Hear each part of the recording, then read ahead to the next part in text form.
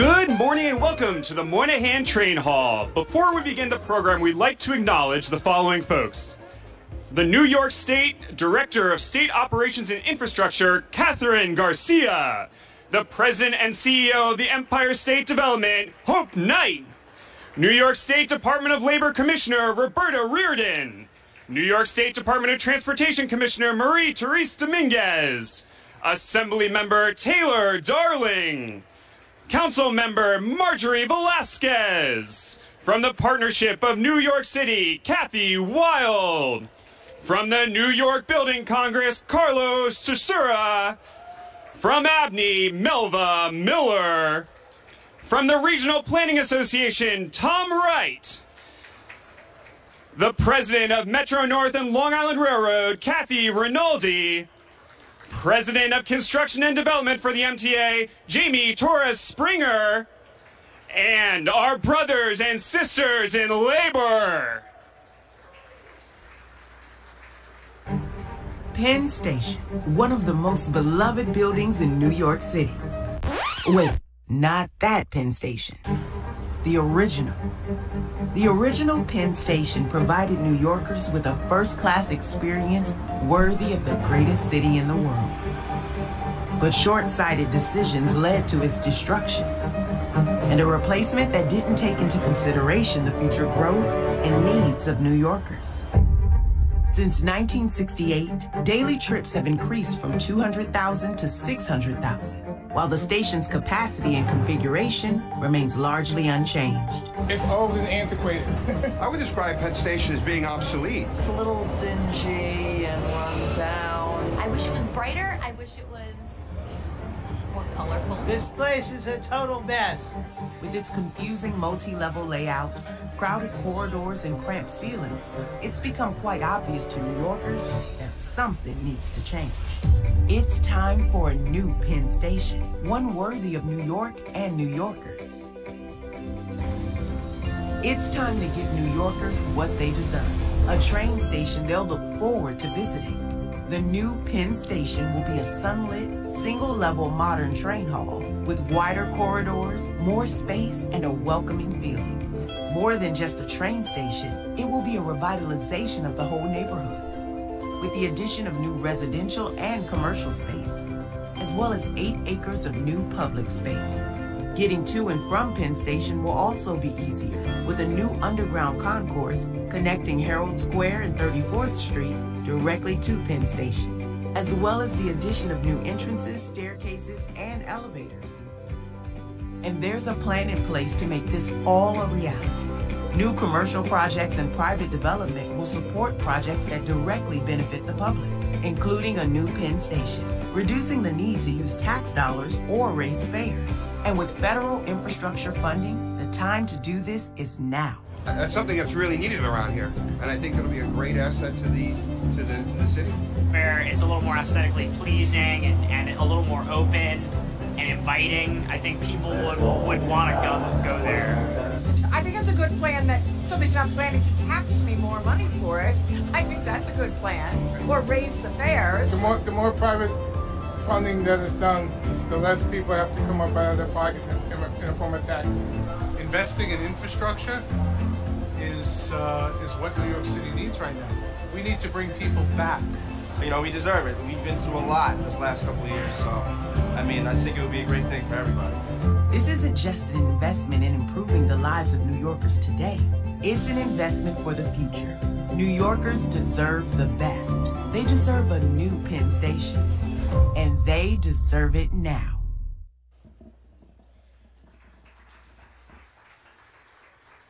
Good morning, and please join me in welcoming the Governor of New Jersey, Phil Murphy, the Mayor of New York City, Eric Adams, the Chair and CEO of the MTA, Jano Lieber, Board Chair of Amtrak, Tony Kosha, the President and CEO of New Jersey Transit, Kevin Corbett, and please join me in welcoming the 57th Governor of the great state of New York, Governor Kathy Hokel.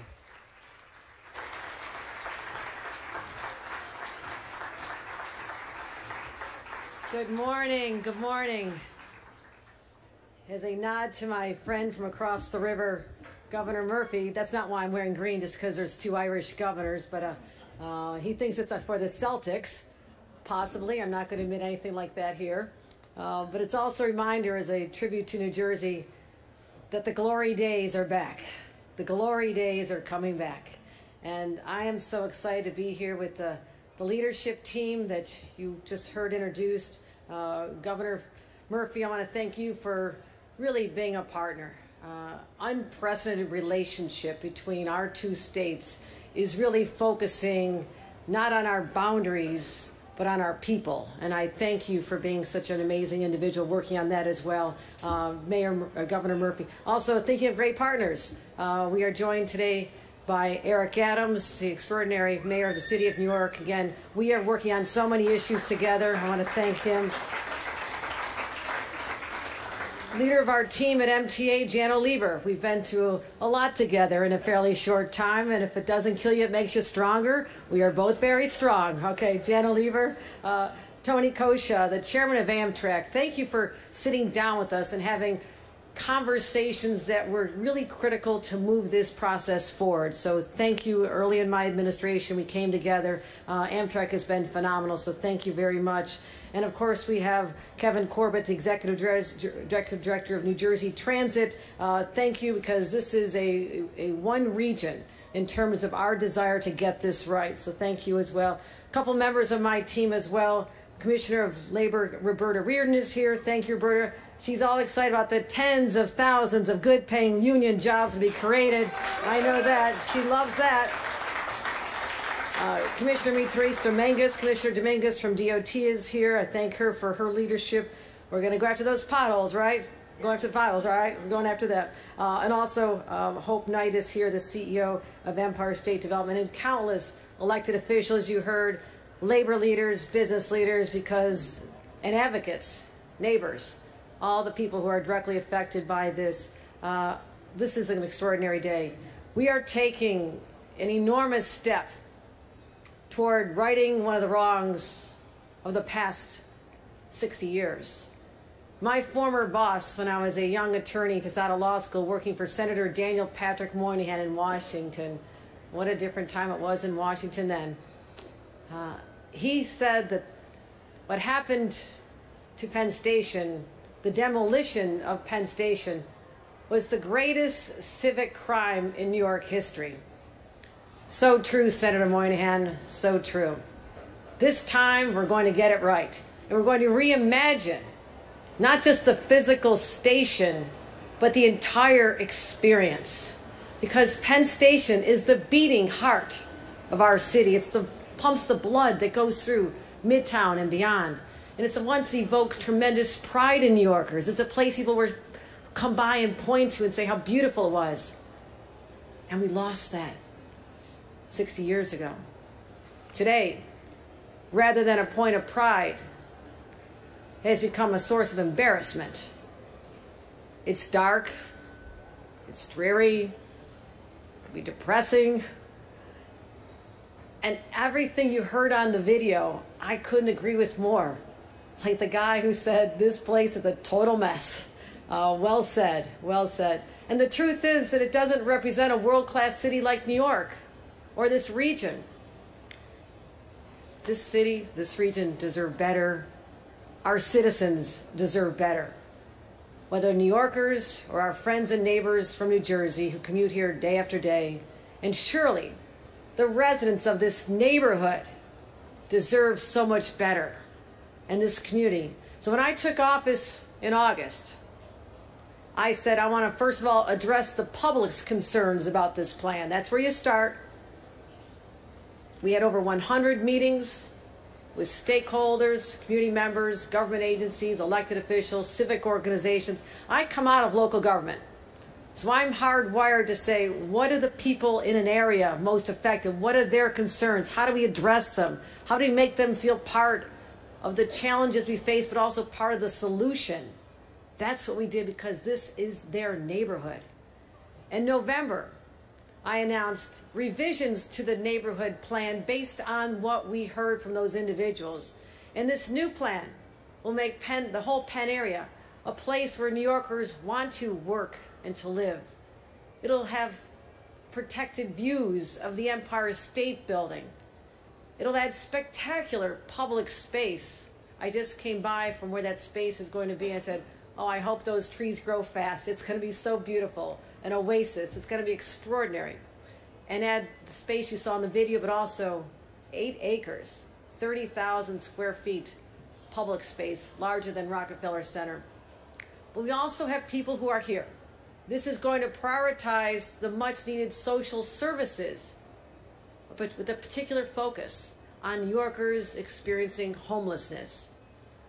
So based on the public meetings we had with providers and Senator Brad Hoylman, we also fund more SOS teams, we call them, the teams that are trained professionals for homeless outreach in Manhattan, something we also spoke with the mayor his first week or two on the job when we gathered to talk about how we could pool our resources together. But also, we still have a crisis in housing. We know that. And this revised plan will allow up to 1,800 residential units, 540 of which will be permanently affordable. One building entirely residential. So combined, the new buildings will add over 18 new entrances to Penn Station, widen sidewalks, create more public space, and requires that 40% of every new building frontage will be active use, no longer looking at a wall, but looking at engaging retail and community facilities and having that sense of life and vibrancy that we don't have now. And that also means more jobs coming to this neighborhood. I believe there's no better way to do urban development than to focus on the jobs and the people in redesign plans. So it's not just lifting up the neighborhood, it's lifting up the people who live there today. But today, we are focusing on the physical, and I believe it'll be a spiritual transformation of Penn Station itself. This isn't just any transit hub. It's the busiest transit hub in North America, in the Western Hemisphere. More people use Penn Station than all 3 airports combined. So it's the understatement of the century to say that Penn Station is in dire need of repair. I am committed, my team is committed to making this whole region just shine. And it starts with building world-class transit options. We're doing it with JFK, we're doing it with LaGuardia, we're doing it for the Long Island Railroad riders with the new terminal at Grand Central. New Jersey riders have the beautiful station at the Oculus. Amtrak riders enjoy the beautiful Moynihan Hall. But New Yorkers, who make up 60% of the traffic coming into Penn Station, they deserve something better too. And that's what they're going to get. So today, I'm very proud to announce a significant milestone in our progress. We are officially moving into the design phase of the new Penn Station, and we're going to start accepting proposals from architecture and engineering firms to guide the Penn Station reconstruction. And I said, tell me the timetable, and whatever it is, shave some time off it, whatever we can within the law. So we will select a winning firm by late summer, maybe early fall, but proposals will be due at the end of July, July 28th.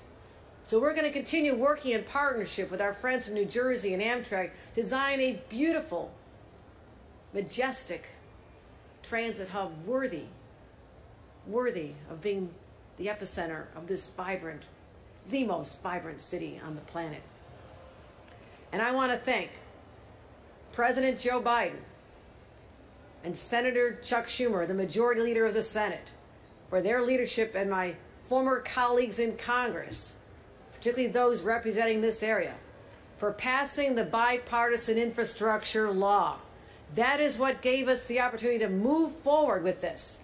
It makes new funding streams available that could provide more than 50% of the project costs, and maybe even higher if we can have our way.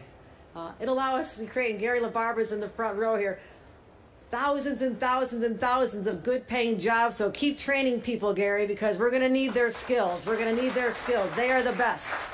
Because no one builds like we do here in New York. The Reimagine Penn Station will be on a single level. Imagine that. with broad concourses and high ceilings. All those people you saw packed like sardines in a can. You saw the images just a few minutes ago. In darkness, drab. It'll have a main concourse on east side of the station. It'll be larger than the concourse space of Moynihan Hall and the Great Hall of Grand Central Terminal. And I love this best. 460-foot high atrium and a skylight that'll remind you that yes, the heavens are out there still, despite the feeling that you may be living in hell. Okay. Okay. That is the experience we're going to create. And that is why it'll not just lift our eyes upward, but literally lift the human spirit in the process. The public concourse will be double the height. There'll be an increase in the number of stairs, escalators, elevators to the 11 platforms, as well as larger entrances on the 8th Avenue. This is part of my commitment, our collective commitment to ensuring equitable transit access done in a green, sustainable way, because a daily commute should not have to be a daily grind. As I mentioned, it also achieves our goal of transit equity, transforming opportunities to bring people in from currently transit deserts, and there are still too many in this metropolitan region, turning those deserts into oases.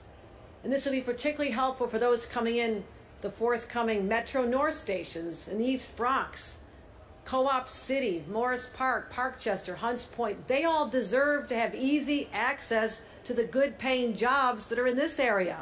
That's what this is about as well. Travel times to and from Midtown can be reduced by up to 50 minutes as a result of Penn Access, enhancing the quality of life for people taking advantage of the system. Quality of life, what does that mean? It means you get more time back in your day to pack the kids' lunches, or maybe do a little exercise, or take a walk at the end of the day while it's still light out. Reconnecting with family, friends. It's life-changing. Time back in your life is life-changing. And I'm so excited about changing that whole trajectory where people's lives feel like they're all focused on getting to another place instead of being where they want to be. And we're going to continue prioritizing public needs. So therefore, I'm now announcing the launch of a public realm task force. They'll be charged with crafting a long-term plan for public investment in these public amenities. I want to hear from the community. I want to hear from the people who experience this area every day of their lives. They're the voices we need to listen to and act upon their recommendations. This task force will remain in existence and meet periodically to advise the public sector on those investments. So we're going to continue the engagement with the public. It has not ended. It's only just beginning. Simply, New Yorkers, our friends from New Jersey, they deserve better. And I know that infrastructure means different things to different people. Connections, connecting neighborhoods, connecting people to family, to jobs. So we're going to continue strengthening those connections and taking what has been deemed by our friend in the video as a total mess into a majestic crown jewel. We will return this station to its former glory. And as Langston Hughes once said about Penn Station, he wrote, "The Pennsylvania Station in New York, it's like a vast basilica of old that towers among the terror of the dark as a bulwark and protection of the soul. There'll no longer be terrors of the dark in Penn Station. That's what we are changing. No terrors of the dark. This is going to be an enlightened experience, literally and figuratively. So as I said at the beginning, for the last 60 years, we've paid the price of the civic crime that Senator Moynihan once lamented. But 60 years from now, I want people to say the leaders of today did more than right the wrongs of the past. They were bold, they were ambitious, and they gave the people of this area an uplifting, world-class experience. So my friends, today that journey begins. Let's get started. Thank you. Please welcome to the podium, Governor Phil Murphy.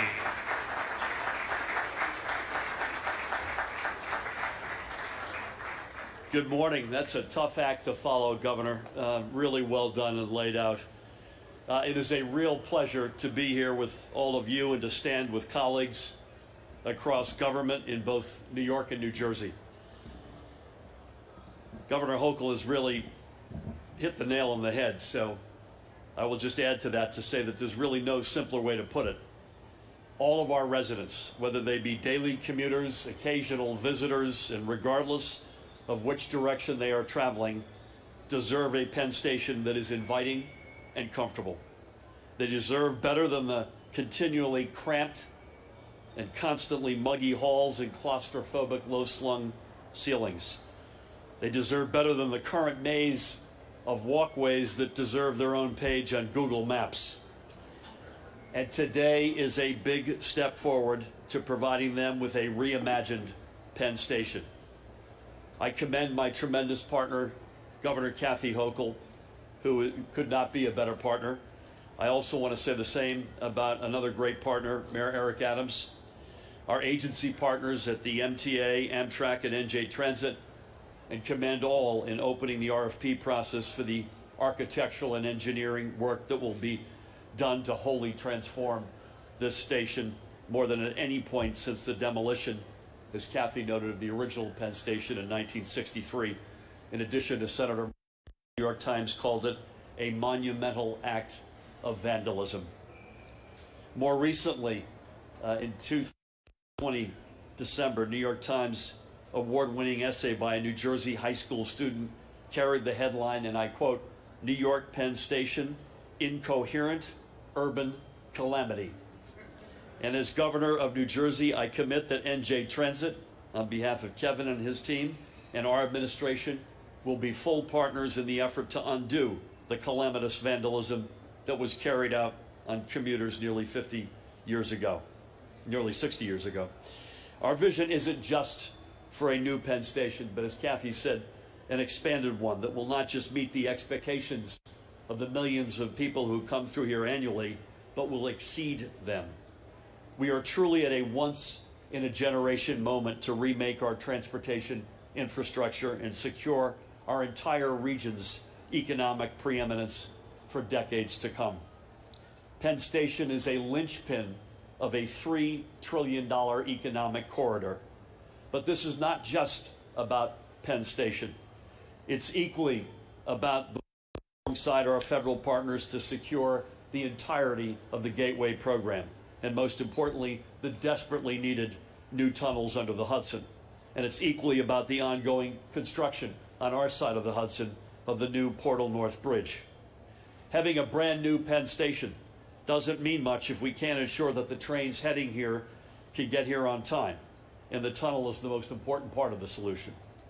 And having a brand new tunnel and Portal Bridge in New Jersey doesn't mean much if we continue to require passengers to feel herded into an uninviting and obsolete Penn Station. This is a moment where the whole will be truly greater than the sum of the parts. So again, I commend Governor Hokel and her team, Mayor Adams and his, Amtrak, especially our friend Chair Tony Kosha, and the MTA and NJ Transit for their partnership and vision. And through NJ Transit and our administration and our friends at Amtrak, I look forward to seeing this shared vision brought to reality. Thank you all. Please welcome to the podium Mayor Eric Adams.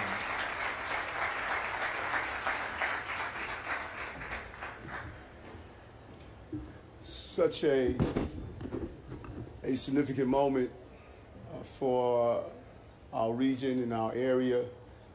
And, you know, I often state that it's a 1930 moment. During the moment of the Great Depression, during a moment of uncertainty, not knowing who we were. People were devastated by the economic fallout, losing their homes, their businesses. And a few great people thought about building in the midst of that. We put the shovel in the ground in 1930, started the process of building the Empire State Building.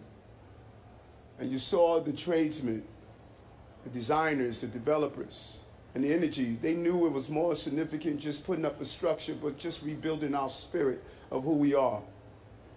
And that's where we are now. And 1 year later, we saw that building rise, becoming not only the tallest structure in our city, but a symbol of our resiliency and who we are as New Yorkers. And America watched that Empire State Building and realized that this was the Empire State. And so now that we're in the midst of post-COVID, uncertainty lingers over us, losing business. People are fleeing, unsure about the tomorrows. We have come together. And you're seeing an unprecedented level of partnership that's being led by the heads of both states, New York and New Jersey. Not merely bickering and squabbling about personalities, but focus on getting stuff done. Getting stuff done. And this is so significant because as I was in Washington speaking with lawmakers on why we need to move away from the senseless fixation with guns in our community, I ran into my union leadership in Carlo, who was down talking about how do we use the infrastructure dollars. Sitting down with our congressional delegation to talk about how do we infuse resources in the city. All of us are doing and playing our part, not being distracted by a virus that engulfed us and said what we couldn't do. We're too busy doing it. And if you lose sight of where we are, 100,000 new jobs during the first quarter, 95% of our hotels are back up and operating at occupancy level, infusement of energy in our city. We're going back, New York. We're winning. We're winning. And all the naysayers that vote against New York City, you're going to lose your money. You're going to lose your money.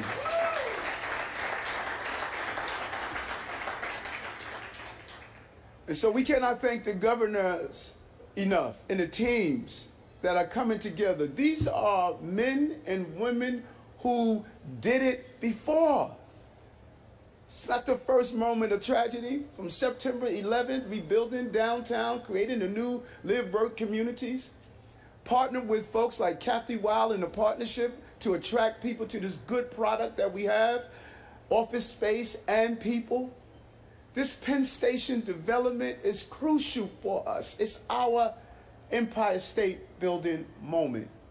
Because no matter who we are and what we do, transportation is at the heart of our ability to live a prosperous life.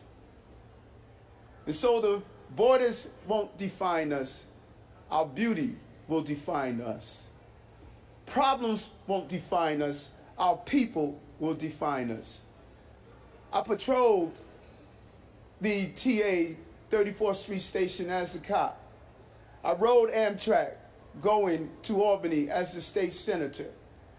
And now, as the mayor of the city of New York, we're going to make sure this project is a project that's built by union jobs. It's a project that is going to ensure that people are employed. It's a project that's going to become the sun that will use this gravitational pull to shine light on all that's great about this region. It's an exciting moment. If you see it as just a mere insignificant moment that's taking place on the stage of transportation, you're missing the empire moment. This is the moment that's going to define us. In the midst of all the tragedy, we're continuing to build a better, a stronger New York and New Jersey. I'm happy to be among the partnership that's going to make this happen. Going to turn an embarrassment to a symbol of light of what's great about our city. And watch what happens. New York is America's city. When New York shows resiliency, our country shows resiliency. That is how we get it done the correct way. Let's do this together. Thank you. Please welcome to the podium, Jano Lieber.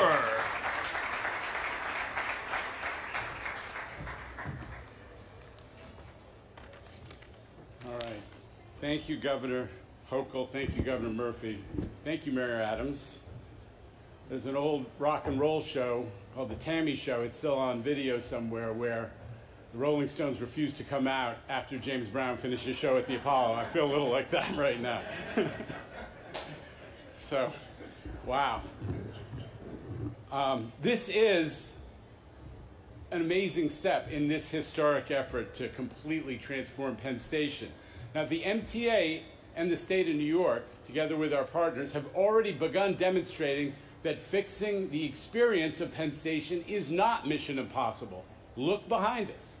Moynihan Train Hall proves you can take an antiquated structure and repurpose it and redevelop it and make it something world-class. Moynihan Train Hall right behind us, aptly named for Senator Moynihan, who is such an inspiration to all of us who believe not just in New York, but in the power of infrastructure to shape our economy and our future. And over in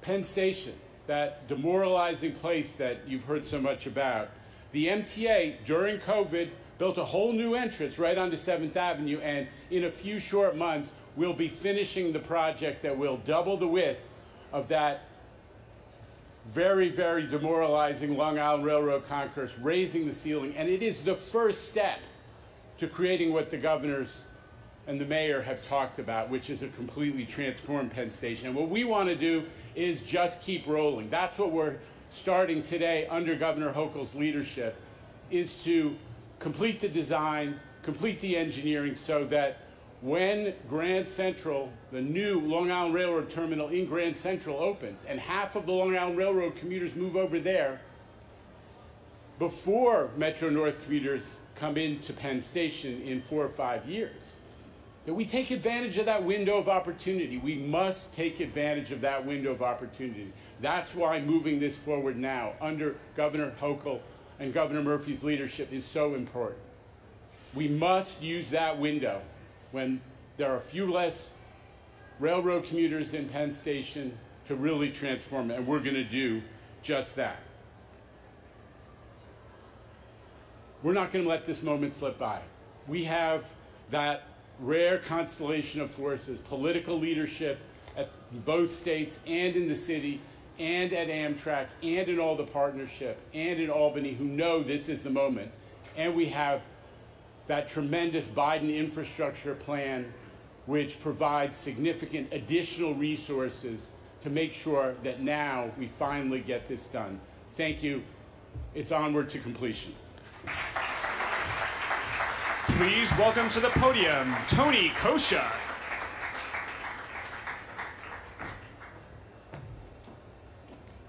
Thank you. It's great to be here today, and it's an amazing event for us for so many reasons. Let me begin by expressing the most sincere level of gratitude to Governor Hokel, Governor Murphy, Mayor Adams, our partners, Jano Lieber and Kevin Corbett at MTA New Jersey Transit. This truly is a turning point. We'll remember this, and we'll remember this because I know what we're going to be doing in the next steps. I know where we go from here, and where we go from here is the true level of transformation. Jano pointed out Moynihan Hall, where we're here. This is Amtrak's new home in New York City, and it is something that demonstrates the ability to go through transformation, the ability to make something better, the ability to actually turn something around that needs to be turned around. Amtrak has been a service to this nation's transportation needs that has been going through a transformation. We have changed virtually everything. And in the period right before COVID had such an impact on everyone's life, Amtrak had reached record ridership, record on-time performance, added services all around the country. We had actually been able to achieve getting to a place where riders around the country in every corner of this nation were able to now rely on intercity passenger rail in a reliable way. And of course, COVID set us back. But again, that's what really matters. That's what defines people, is what happens in those situations. The mayor alluded to rebuilding 9/11. There's a number of people here who, when I was the chairman of the Port Authority, I partnered with on rebuilding that effort. Believe me, and I know Gary LaBarbe is here and he was with me, a lot of us walked around in those dark days in the immediate aftermath of 9/11 and really wondered what would happen, but we never stopped believing it. And Mayor, there could be nothing truer than do not bet against New York City. Do not bet against this region. We will always persevere. Now, transformation is a bit of a fancy word, and I'm not sure exactly what it means, but I'll give you my definition for whatever it's worth. People often confront a situation that's difficult that people will complain about and say, gee, why doesn't somebody do something about it? Transformation is when the people who have the ability, the capacity, the authority, and the power to do something actually stop talking about it and do something about it. To me, that's the transformative moment. That's why Governor Hokel, Governor Murphy, Mayor Adams, they are transformative leaders, because rather than simply talk about problems, they're actually fixing them. This station is an example of how transformation can happen, but what's going to happen with Penn Station represents a whole new level of being able to change something that people have complained about for years. Look, my predecessors at Amtrak certainly were around while this station began to deteriorate. So was the governors of New York and governors of New Jersey and all those who were our predecessors. I'm not blaming them. I'm not casting dispersions on anyone in particular. I'm simply saying that the conditions that exist at Penn Station did not happen overnight. They happened by starving the country from resources where they needed it. And now what we're doing with Penn Station represents an opportunity to add a whole new level of mobility. Think about what it means for people to get from one place to another. It does an enormous amount to empower them from an economic standpoint. If you can travel, and you can travel safely and efficiently, it gives you opportunities you might not otherwise have. It also enhances your quality of life. We want people to get home to their families on time. We want people to spend time with their grandchildren. We don't want people spending time sitting on a train that's delayed because the catenary that was built 800 years ago isn't working correctly. Believe me, everybody understands that, and that's what this is really about. But it isn't accomplished the way maybe things were accomplished 100 years ago, where one person decides, of 10 priorities, I'm going to pick the one that matters to me, I'm going to pound my fist on the table, and who cares what anyone else thinks? That's not how things happen today. We have to include people in the discussion. We have to generate a consensus. Partnership is a very important word. It goes right along with transformation. Governor Hokel and Governor Murphy have led this partnership. They put us here today. They've realized that by putting these various entities together and making them resolve their differences and come to a conclusion, we will actually accomplish something. So I'm grateful to Governor Hokel and Governor Murphy, Mayor Adams, Jano Lieber, Kevin Corbett, the folks at ESD, and all of the people who have helped us, including our partners in Washington, who I will tell you, having served under more than one administration, this administration gets why what we're doing here is important. The president understands why what we're doing here is important. In fact, this president understands exactly what we're doing here because he knows more about Amtrak than I do, which he points out to me on a regular point. So we are clearly aligned here in terms of that interest. Senator Schumer, I can't have a conversation with Senator Schumer without Penn Station coming up. And what also comes up in those conversations is Gateway and the importance of actually building a 21st century transportation system, a modern 4-track intercity rail system that serves New York City. New York City and its lifeblood is served by the connection it has to the rest of the country, and we are a big part of that connection. Governor Murphy, during some of the darkest days of Gateway not seeing the light of day, you were there for us. You stood up and put your power and your resources where that effort would be. And today we have a vibrant partnership that includes Governor Hokel, Governor Murphy, Mayor Adams, and certainly the President and the Secretary of Transportation. We will replace the tunnels that are 110 years old under the Hudson River, and Gateway will become a reality, and it will change the way people commute in and out of New York City for generations to come. So let me just sort of close by saying this. When people get on a train, they don't really care whether the train is owned or operated by MTA or New Jersey Transit or Amtrak.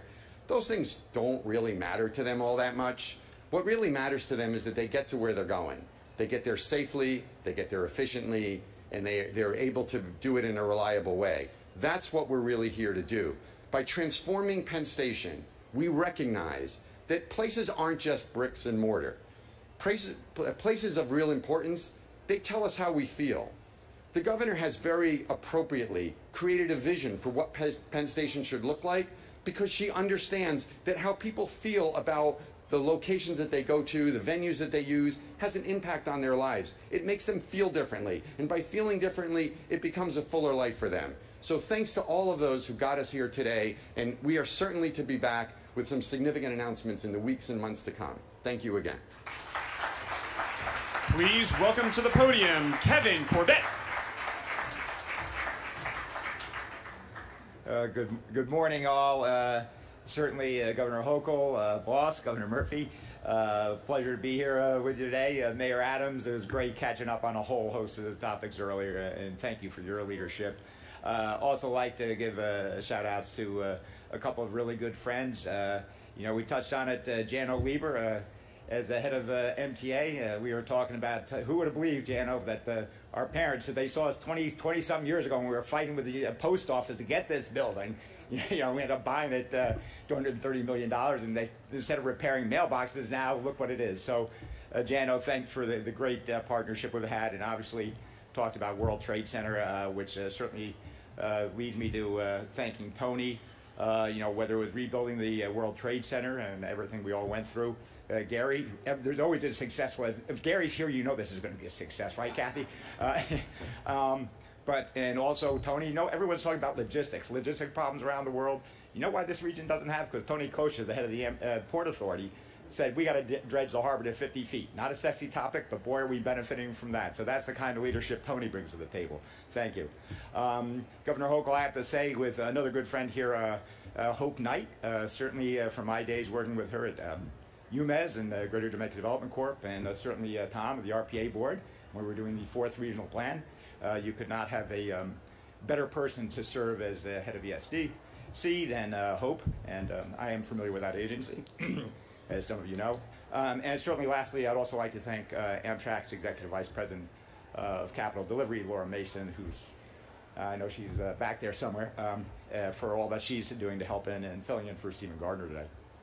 I think all of our speakers here clearly agree that there is no shortage of improvements that are needed at Penn Station. The station is central to the experience of millions of New Jersey Transit customers every year, along with those served by the MTA and Amtrak, and those who come from across the country and around the world. And yet, in so many ways, the experience leaves much to be desired, and all our customers deserve better. The request for proposal announced today represents an important first step by the parties of the MTA, Amtrak, and New Jersey Transit to deliver the world-class experience at Penn Station all our customers deserve. As we know, Penn Station is an important part of the overall Gateway program, as Tony referred to. The vision of the Gateway program extends beyond just the renovation of Penn Station, but also the expansion of this facility. These are critical pieces of transforming what is clearly the busiest and most critical rail hub in the country. And as Governor Murphy astutely pointed out, the construction of 2 new tunnels, a new portal bridge, and the renovation and expansion of Penn Station are all integral to achieving the desired operational improvements and travel experience to maximize the potential of the New York region. Ultimately, all these coordinated projects will result in a bolder, more accessible, and fully modernized Penn Station, creating a far better experience for New Jersey Transit customers and everybody else's customers, and being a befitting entryway to the greatest city of the world and the center of global commerce. When you combine Portal North, the Hudson Tunnel, and the modernization and expansion of Penn Station, along with the other Gateway program elements Tony referred to, I think it's fair to say that together we will revolutionize transit service in the region for generations to come. While a project of this magnitude may be viewed as challenging for a single agency, much less 3 agencies successfully coordinating pulling off, I think under the leadership of Governor Murphy, Governor Hokel, and the full support of the Biden administration, there is no doubt, and I think some of the comments I made earlier, that we have the team here that will deliver it. So I think the people we've talked about all have an extensive proven track record, and thank you, Mayor Adams, for pointing that out. And I'm confident that we have the right team in place to not only come up with a vision, but ensure that that vision is delivered. Thank you all.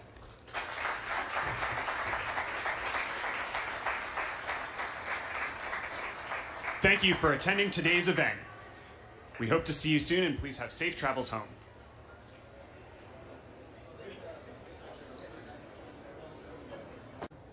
Yes. Thank you.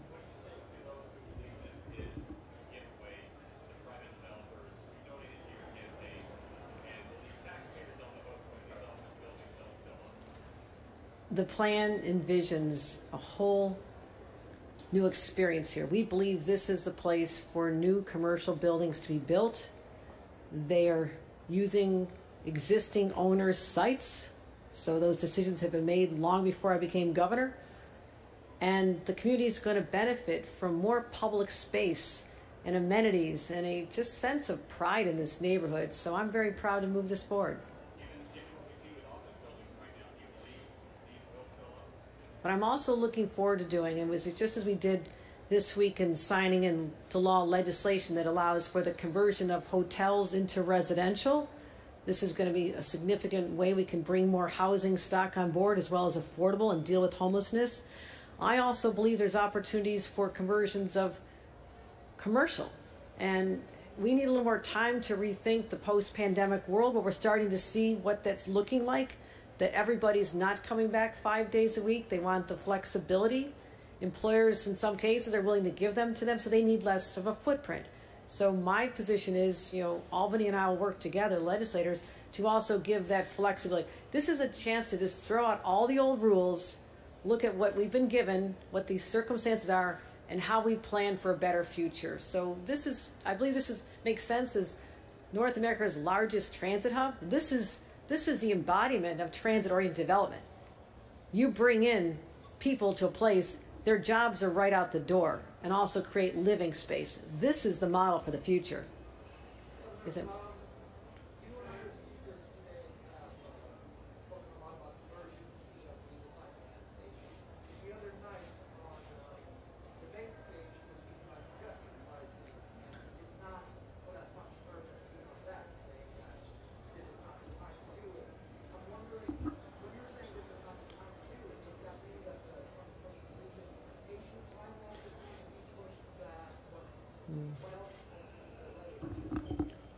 As I just mentioned with the previous question, we deal in the realities of the moment. We're monitoring everything that's going on in terms of what our riders are doing, our commuters are doing. Transit is at traffic right now is at pre-pandemic levels. I don't need to tell any of you that it took longer to get here today if you were in a car. I guarantee it, because traffic is at pre-pandemic levels. But ridership of transit is still below pandemic levels, from pre-pandemic levels. So what we need to do is reverse that. We need more people taking the subways, the trains, mass transit into the city, and we need more people leaving their cars home. I am committed to making that happen. It is the right thing for our environment, the quality of life of the city, and this city was not built to handle the level of traffic that it's experiencing right now. That's the reality we're dealing with. What I was referring to in answering that question, the practicality is because of circumstances related to the federal government, and we can explain that more, but we are on path. In fact, last fall, when I became a governor, I was told we had about an 18-month time frame. I said, that seems very long. What is involved in that? Well, a lot of hurdles had to be overcome, a lot of legal requirements. I said, can't we just shave off a few months? We were on track to get congestion pricing done even earlier than anticipated. We submitted our plans on time to Washington in February, and by March, the federal government came back with over 400 questions and areas they want us to make adjustments, whether it's related to justice issues, whether it's related to the environment. So now we have to step back, and this is the reality I was talking about in answering that question. No, it's probably not going to happen right now because we cannot get the necessary approvals from the federal government that we did not anticipate would lead us to having to go back and answer many more questions. We thought we'd be standing up panels this summer. We'd be starting to talk about other movement in that direction. I am committed to getting it done. Our environment demands it. This region demands it. And yes, it should have happened long ago. I was just addressing the practicality that it's not going to happen right now because of the unforeseen circumstances with the federal government. You had a question? No. No, no. We're going to answer the questions from the federal government. We're in communication with the White House Climate Office. We're in communication with DC Federal DOT, Polly Trottenberg, has been involved in this. Catherine Garcia is all over this, which means we're going to get it done. So we remain firmer than ever before now that we see the traffic as high as it was before the pandemic back in the city, and it is way too crowded. It is not good for the environment, and we need to create a system where people start to help us have the resources to pay for the investments that we've been planning on at the MTA. That's how we're going to get through this phase.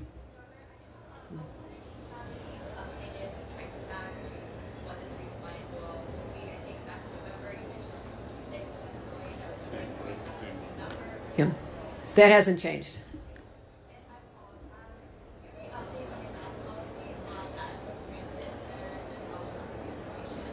We talk about this often. We'll be coming to a point where it will not be necessary. Again, we saw a trend of, right when you think you're about to talk about lifting requirements, we had a spike about a month and a half ago. We are upwards in all of our counties, all of our regions. We've now had about a maybe 17-day decline. So we're heading to a place where we should be able to have those conversations soon. But I also want people to feel safe and secure, safety-wise, but also feel health-wise. So we're going to have the conversation soon about that.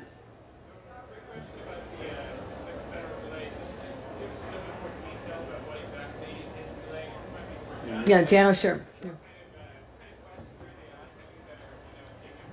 Well, literally, it has to do with, a lot of different things. One of it is, how do you do air quality analysis? Now, we have a model. Our models of air quality and traffic are so complex that you have to build. We are talking about a 28-county region, and we have to model the impacts on traffic all the way down to close to the suburbs of Philadelphia. That's the way that the federal environmental review requires. So when they ask us, well, we would like you to change elements or variables that are in the model, that model takes 5 days to run. So we're trying to comply. Among other things, they wanted to adjust the income level that we were using for the analysis of the impact on low-income people. And we're passionate about making sure that low-income people, it is one of the governor's top priorities, equity in transportation. But we have to be honest that when you weigh the benefits of investing in mass transit, which the overwhelming majority of low-income people use, versus the impact of a very, very tiny percentage of low-income drivers who drive the central business district. I mean, what low-income person has the money to pay for parking in Manhattan? So when they start adjusting, as they have, the question of who's low income and how do you analyze it, it creates a lot of complexity. But we are dealing with it in partnership with our friends at US DOT. We're going to get through it. The governor's made it a priority, and we're going to just keep forging on to get to the point where we can move to the next level of the process.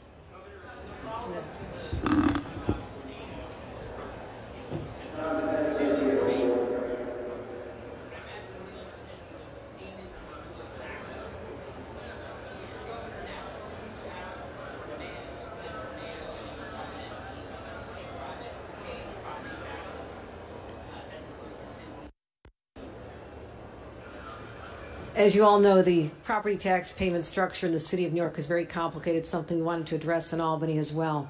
That being said, they've already had to deal with major adjustments that I put in place after hearing from the public about their dissatisfaction. We brought down the height. We cut off 1.4 million square feet. We require more public space. We've required for the first time affordable housing because people have talked about that. So I'm getting the compromises from the original plan that I think are beneficial for the community, and we're going to continue focusing on that.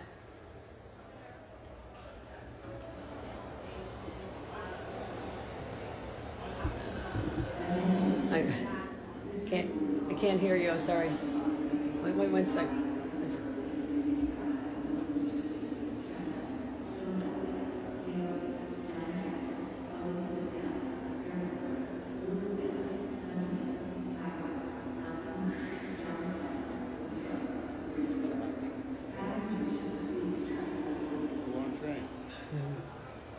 Trains are on time. Oh, Juliet.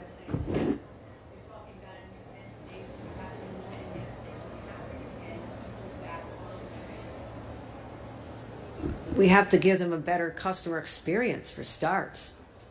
That's what these buildings are about, but it's not just Penn Station.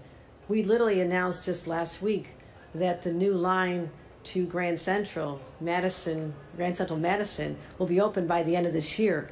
For people coming in from Long Island, that is going to be a transformational experience as well as save time. So we're showing them that the status quo is not acceptable. stay with us. I'm sorry for all the past years you've had to deal with the hellacious transit system because the investments were never made. We have this moment in time to lead with the support of President Biden's investments, Senator Schumer, our delegation. They have provided the resources as well as what we had been planning for years. Now the intersection is to get it to my core, that people need that sense of security when they make the decision to get on the subways. We are laser focused on that, working in partnership with Mayor Adams on making and ensuring that the customers get where they want to get to safely, but ultimately in a more welcoming, uplifting experience.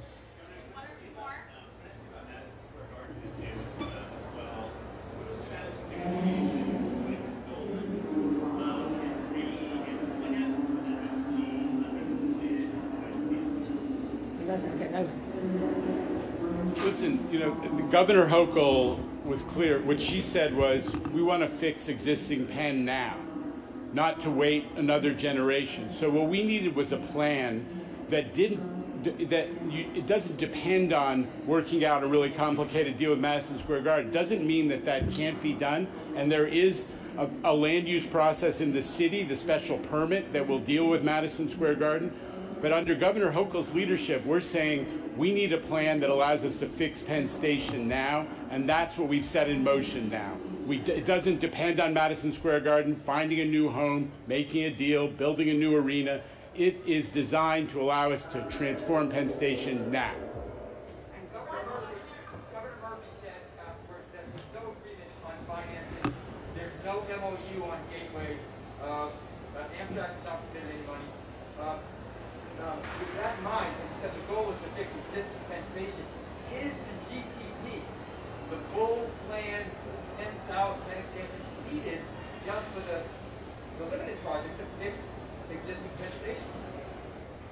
I tear down all these blocks just to fix Penn Station. The whole funding system in order to ensure that taxpayers, New York taxpayers, don't have to foot the bill for the entirety or even a large portion of the funding of this project was to utilize the opportunity in the neighboring buildings to allow them to build new capacity, and we will be generating revenues from that to support this so the taxpayers don't. That's the whole premise. And we are moving ahead very quickly with New Jersey on the MOU. This was jammed up for a very long time simply because there could not be consensus between New York and New Jersey and Amtrak.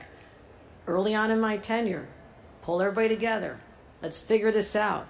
But the premise before was that the Gateway Tunnel is done first, and then someday in the future we talk about Penn Station. I said, no. We can walk and chew gum. We're going to do both at the same time. We're not going to make New Yorkers wait a day longer than necessary to have this kind of experience that we have at Moynihan Station allow for the thousands of people that come into North America's largest transit system. So that is why I said it takes guts. It takes collaboration where there had been none in the past. But that's what I've been able to do, is pull the parties together, overcome resistance, and say, let's do this together. And again, with Senator Schumer, President Biden completely on board with these efforts, that's how we're going to make progress. Do you have anything to add to that? Okay. All right. Thank you, everybody.